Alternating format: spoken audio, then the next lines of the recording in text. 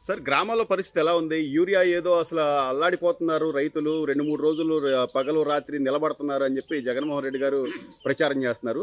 అసలు ఏంటి సార్ పరిస్థితి ఎలా ఉంది? రైతుల పరిస్థితి ఎలా ఉంది? అలాంటి పరిస్థితి అయితే లేదండి. హ్మ్. యూరియా మేము ఇప్పుడు 2 ట్రిప్పులు ఇచ్చాము హ్మ్. రైతులందరికీ. హ్మ్. చక్కగా 2 కోటాలు వేసుకున్నారు. హ్మ్. 3వ కోట ఇవ్వాలండి.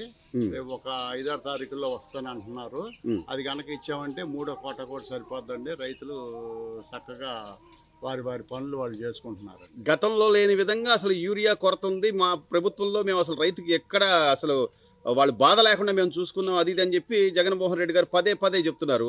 అప్పటికి ఇప్పటికి తేడా ఏంటి బాబాయ్? పరిస్థితి ఏంటి? జగన్మోహన్ రెడ్డి గారి ప్రభుత్వానికి ఈ ప్రభుత్వానికి అసలు సంబంధం లేదండి. హ్మ్. ఎక్కడా కూడా 5 పైసలు కూడా తేడా లేదండి. హ్మ్. బ్రహ్మాండంగా ఇస్తున్నారు అన్నీను. ఇప్పుడు మా అందరికీ అన్నదాత సుఖీభావ పడింది. హ్మ్. మా రైతు వారీలో ఎలాంటి ఇబ్బందులు లేవండి. లేవు. ఎలాంటి ఇబ్బందులు లేవు. హ్మ్. సో మొత్తం మీద బాబాయ్ అంటే ఇప్పుడు ఈ ఈ ఈ సీజన్‌కి సంబంధించి మీ గ్రామాల్లో ఎంత యూరియా అవసరం అవుతుందనుకుంటున్నారు? మీ అధికారులు ఎలా స్పందిస్తున్నారు? ఏంటి? ఇప్పుడు మాకు ఎప్పటికప్పుడు మాకు ముందలే చెప్తున్నారండి. హ్మ్. పలానా డేట్‌కి యూరియా వస్తది. పలానా డేట్‌కి 3-15 వస్తాయి. హ్మ్. పలానా డేట్‌కి డీఏపీ వస్తది హ్మ్. అని మాకు ముందల తెలియపడుతున్నారు. దాన్ని బట్టి మేము ఇక్కడ రైతులందరినీ మొబిలైజ్ చేసుకుని వారికి ఫోన్లు చేసి పిలిపించి చక్కగా వారికి అందజేస్తున్నామండి. సో అధికారుల నుంచి అయితే మీకు బానే ఉంది. సహకారం బానే ఉంది. చాలా బాగుందండి. సో ప్రభుత్వం అంటే ఎప్పటికప్పుడు చర్యలు తీసుకునే విధంగా చంద్రబాబు నాయుడు గారు కూడా సమీక్షలు చేస్తున్నారు.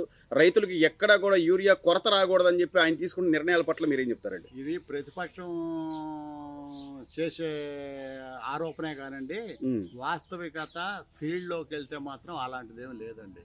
లేదు. లేదు. హ్మ్. సో యూరియా అయితే ఎక్కడ ఇబ్బంది లేదు. ఇబ్బంది లేదండి. మా ఏరియా అయితే అసలు ఏమి ఇబ్బంది లేదు. రైట్. రైట్.